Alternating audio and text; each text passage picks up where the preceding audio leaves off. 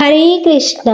शिव भक्ति सागर में आप सभी भक्तों का स्वागत है। आज हम आपको लेकर चलेंगे एक दिव्य और उज्जवल यात्रा पर, जहां हम जानेंगे सूर्य देव के बारे में।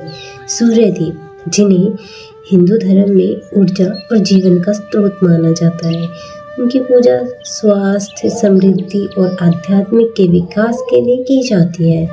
आइए जानते हैं सूर्य देव की महिमा और उनसे जुड़ी अद्भुत कथाएं। रविवार का दिन सूर्य देव को समर्पित है। मान्यता है कि अगर रविवार के दिन सूर्य देव की श्रद्धा पूर्वक पूजा अर्चना की जाए तो मनुष्य के जीवन में सुख, समृद्धि और धन संपत्ति की कमी नहीं रहती। साथ ही शत्रुओं से सुरक्षा भी होती है।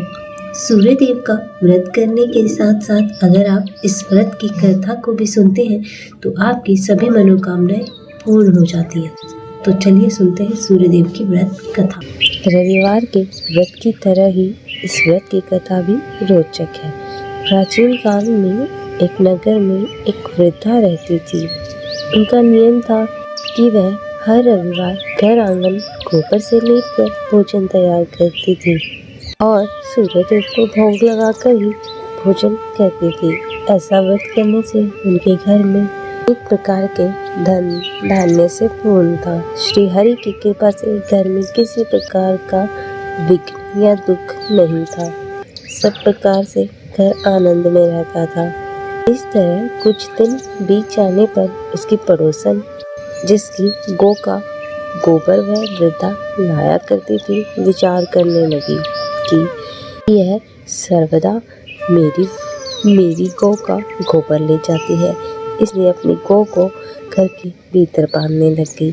वृद्धा को गोबर न मिल पाने की वजह से रविवार के दिन वह अपना घर न लीप सकी, इसलिए उसने न तो भोजन बनाया न ही भोग लगाया। तब स्वयं भी उसने भोजन नहीं किया। इस प्रकार उसने निराहार व्रत किया। रात्रि हो गई और वह भूखी सो गई। रात्रि में भगवान ने उसे स्वप्न दिया और भोजन न बनाने का कारण पूछा। वृद्धा ने गोबर न मिलने का कारण सुनाया। तब भगवान ने कहा, माता, हम तुमको ऐसी गौ देते हैं जिससे सभी इच्छाएं पूर्ण होती हैं, क्योंकि तुम हमेशा रविवार को गौ के गोबर से लीप कर भोजन बनाकर मेरा भोग लगाकर खुद भोजन करती हो। इससे मैं खुश होकर तुम्हें वरदान देता हूँ। निर्धन को धन और बांझों को पुत्र देकर दुखों को दूर करता हूँ तथा अंत समय में मोक्ष देता हूँ। स्वप्न में ऐसा वरदान देकर भगवान तो अंतर्ध्यान हो गए और वृद्धा की आँख खुली तो वह देखती है कि आंगन में एक अति सुंदर गौ और बछड़ा बंधे हुए हैं। वह गाय और बछड़े को देखकर अति प्रसन्न हुई और उसको घर के बाहर बांध दिया और वहीं चारा डाल दिया।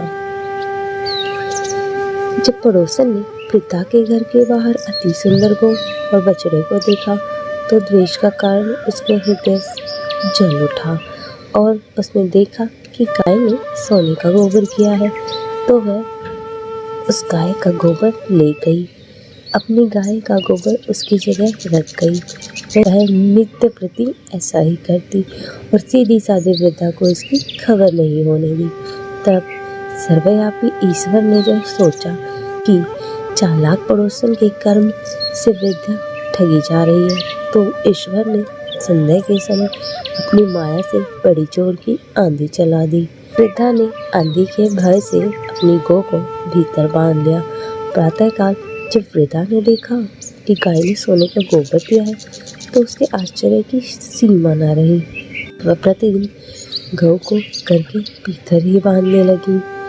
उधर पड़ोसन ने देखा गौ को घर के भीतर बांधने लगी है और उसका सोने का गोबर उठाने का दांव नहीं चल रहा है, तो वह ईर्ष्या से और जल उठी और उसने कुछ उपाय न देख पड़ोसन ने उस देश के राजा की भी सभा में जाकर, महाराज, मेरे पड़ोस में एक वृद्धा है, उसके पास ऐसी गौ है जो आप जैसे राजाओं के योग्य है।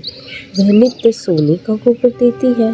आप उस सोने से प्रजा का पालन करिए। वह वृद्धा इतना सोने का क्या करेगी। ये बात सुनकर राजा ने अपने दूतों को वृद्धा के घर से गऊ लाने की आज्ञा दी।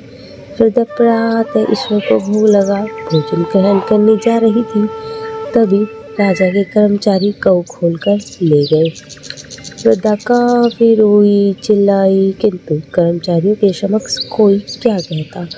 उस दिन वृद्धा गऊ के वियोग में भोजन न खा सकी और रात भर रो रो कर ईश्वर से गऊ को पुनः पाने के लिए प्रार्थना करती रही। उधर राजा गऊ को देखकर बहुत प्रसन्न हुआ, लेकिन सुबह जैसे ही उठा उसका महल गोबर से भरा दिखाई देने लगा। राजा यह देखकर घबरा गया।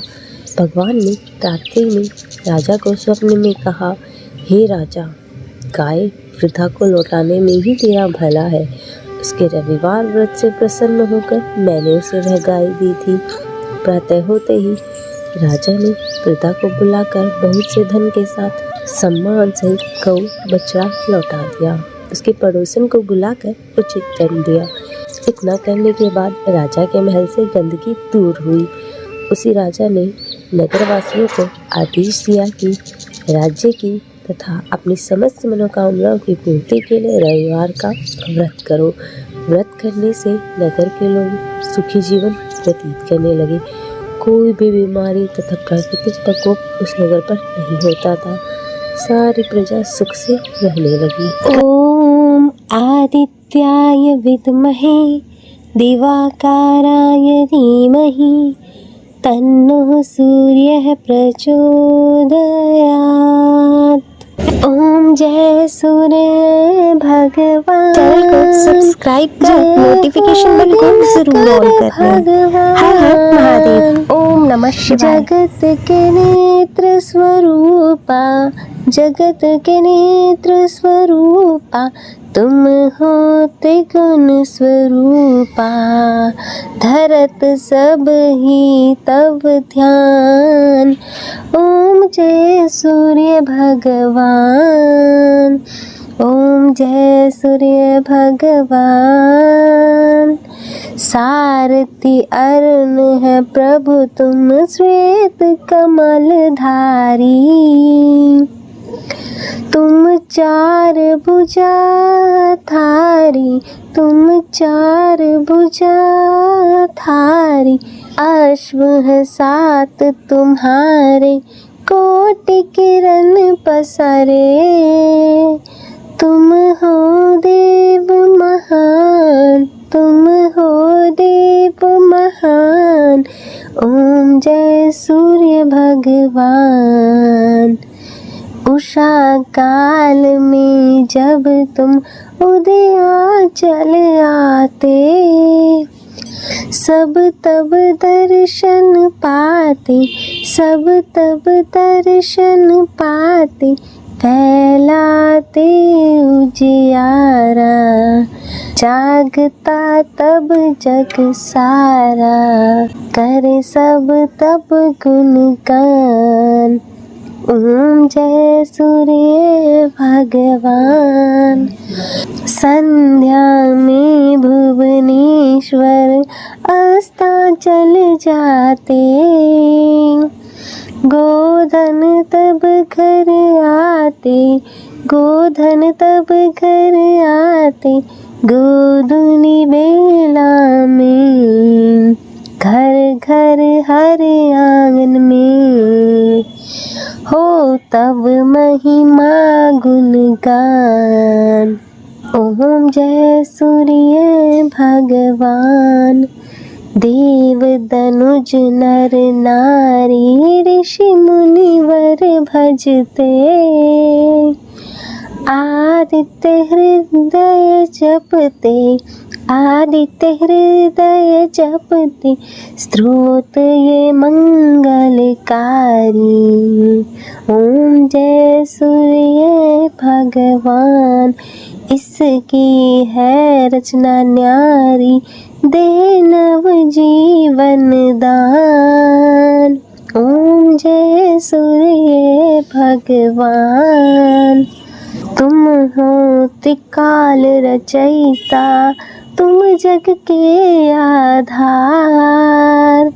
महिमा तब अपरंपार, प्राणों का सिंचन करके भक्तों को अपने देते बल बुद्धि और ज्ञान।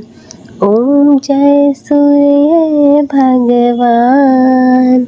भूचर जलचर खेचर सबके हो प्राण तुम्ही, सब जीवों के प्राण तुम्ही। वेद पुराण बखाने धर्म सभी तुम्हें माने, तुम ही सर्वशक्तिमान। ओम जय सूर्य भगवान। पूजा करती दिशाएं पूजे 10 दिक्पाल, तुम भुवनों के प्रतिपाल, तुम भुवनों के प्रतिपाल। ऋतुएं तुम्हारी दासी, तुम शाश्वत अविनाशी शुभकारी अंशुमान। ओम जय सूर्य भगवान। ओम जय सूर्य भगवान। जय हो दिनकर भगवान, जय हो दिनकर भगवान। जगत के नेत्र स्वरूपा, तुम हो त्रिगुण स्वरूपा। तरत सब ही तब ध्यान, ओम जय सूर्य भगवान।